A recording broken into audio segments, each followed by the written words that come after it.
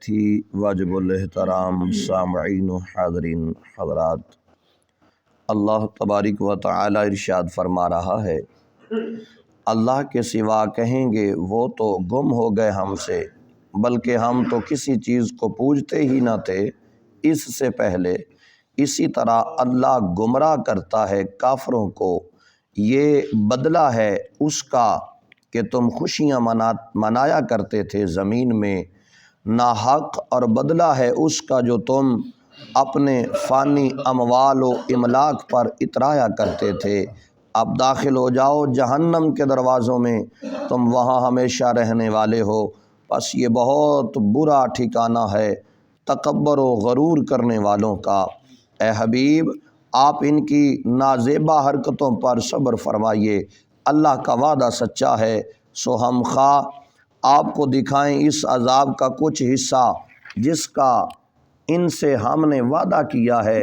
اس سے پہلے ہی آپ کو اس دنیا سے اٹھا لیں گے، یہ بچ نہیں سکتے، آخر کار ہماری طرف ہی لوٹائے جائیں گے۔ محترم حضرات، قرآن مجید فرقان حمید کی ان آیات بینات میں اللہ تبارک و تعالی ارشاد فرما رہا ہے،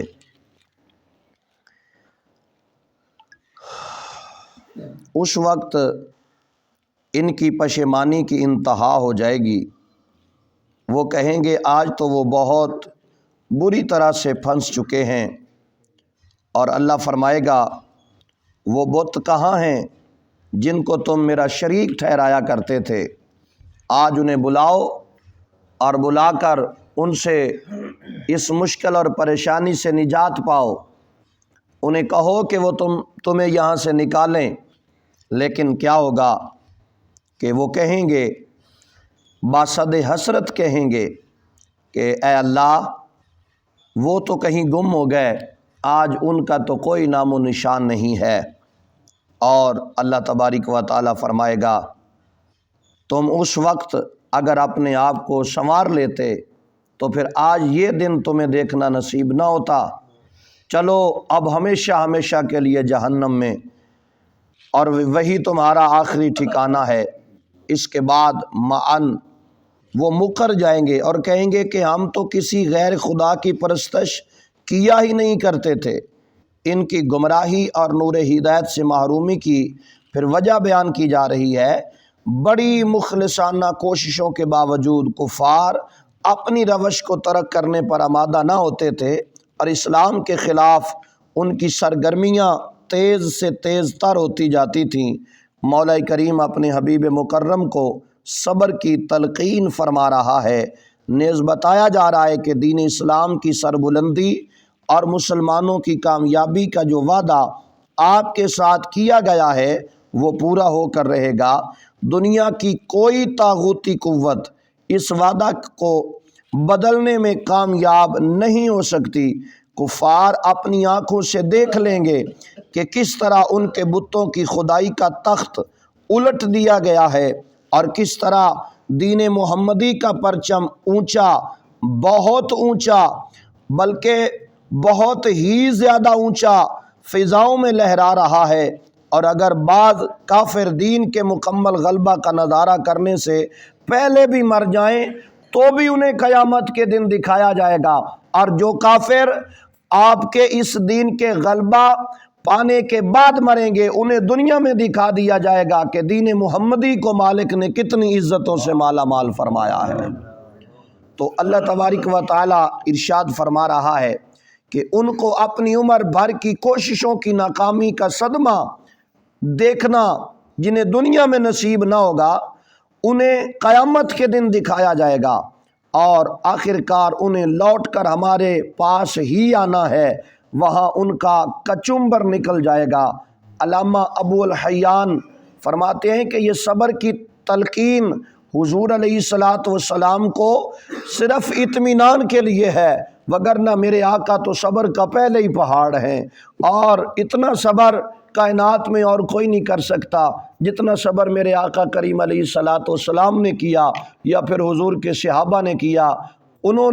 جنہوں نے دین محمدی کو پروان چڑھانے کے لیے اپنی گردنیں تک کٹوا دیں، دین محمدی کے پیغام کو دنیا کے کونے کونے میں پہنچانے کے لیے اپنی ساری عمر صرف کر دی، جنہوں نے پہاڑ